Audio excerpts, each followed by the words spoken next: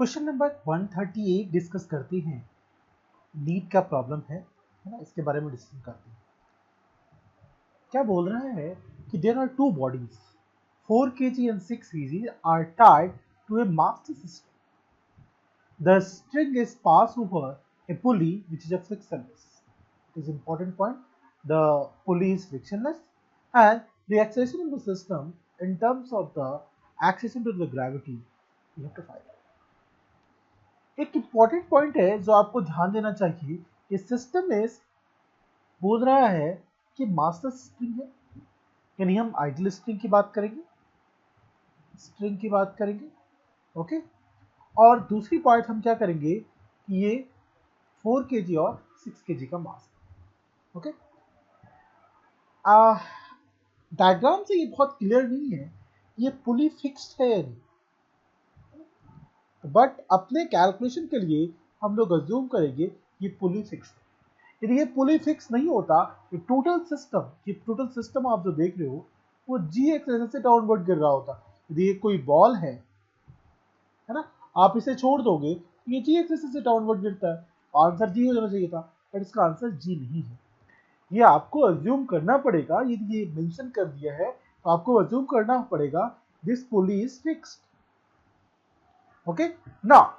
बहुत ही सिंपल, इस टाइप के सारे प्रॉब्लम्स के लिए पहला स्टेप हम लोग क्या करते हैं, ड्रॉ करते हैं free body diagram. Is the free body diagram आपको इंडिविजुअली ड्रॉ करना चाहिए 6 kg का और फिर 4 kg का।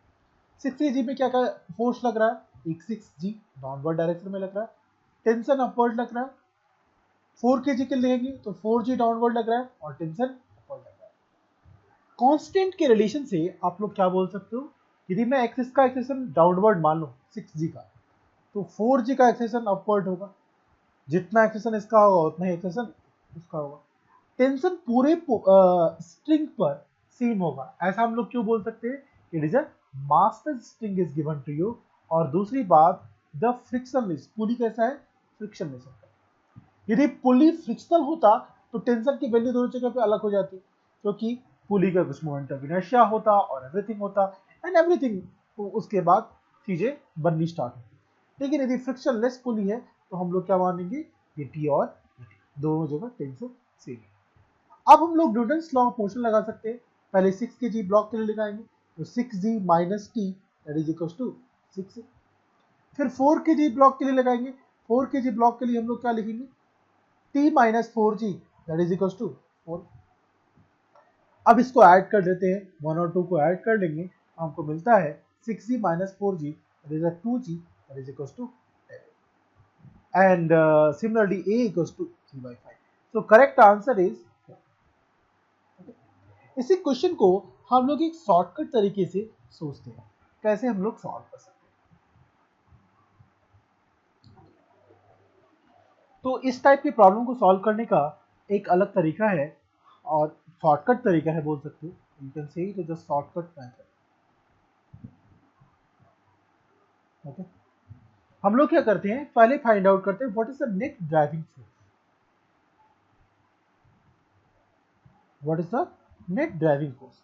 तो आप देख रहे हो 6g डाउनवर्ड लग रहा है और 4g दोनों डाउनवर्ड लग रहा है, लेकिन ये 6g डाउनवर्ड इसको एक्सेलरेट कर रहा है, ये 4g इसको अपोज कर रहा है। Basically it is kind of opposing to this things. 6g के एक्सेलेरेशन को ये 4g क्या कर रहा है, अपोज कर रहा है। सो नेट ड्राइविंग क्या हो गया, 6g minus 4g that is basically 2g। और एक्सेलरेशन लिखना हो सिस्टम का तो हम लोग क्या बोलते हैं, net driving force divided by total mass. So net driving force that is 2g divided total mass 6 plus 4 that is 10. So that is equals to g by 4. And that is the answer is